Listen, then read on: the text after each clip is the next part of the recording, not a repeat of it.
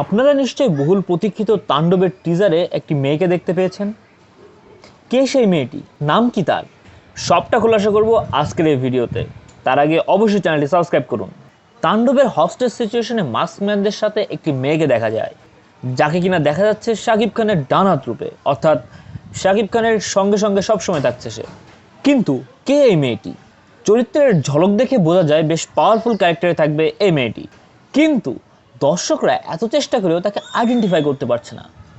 কে সে? না সেটা সাবিলা নূর, না জয়া আহসান, তাহলে কে? আমি বলছি মেয়েটিকে। মেয়েটি হচ্ছে মুবাশশিরা কামাল ইরা। সে একজন মডেল ও নৃত্যশিল্পী। জি, এই ছবিতে মডেল হিসেবে যাকে দেখছেন সেটাই মুবাশশিরা কামাল ইরা। তাকে বেশ কয়েকটি মিউজিক ভিডিওতেও দেখা গিয়েছে।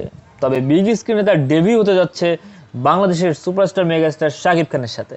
সুপারস্টার শাকিব খানের হাত ধরে ফিল্ম ইন্ডাস্ট্রিতে আসা, যেটা কিনা বলা চলে তার ভবিষ্যৎ ক্যারিয়ারে একটা বড়সড় তাণ্ডব চালিয়ে দিবে। কিউট দেখতে, গ্ল্যামার্সে পরিপূর্ণ এই মেয়েটিকে এমন রাফ টাফ একটা ক্যারেক্টারে দেখা যাবে তাণ্ডব সিনেমায়।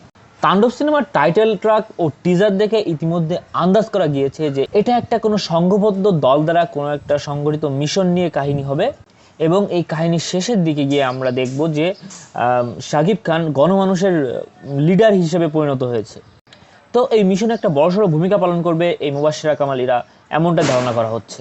রায়হান রাফিকে তো স্যালুট দিতেই হয়, কারণ এমন প্রতিভাবান নতুন মুখদের এমন শক্তপোক্ত ক্যারেক্টারে সুযোগ করে দেওয়ার জন্য। তো আজকের ভিডিও এই পর্যন্তই। ভিডিও যদি ভালো লেগে থাকে তাহলে অবশ্যই চ্যানেলটি সাবস্ক্রাইব করবেন এবং কমেন্ট বক্সে জানিয়ে যাবেন আপনার মতামত।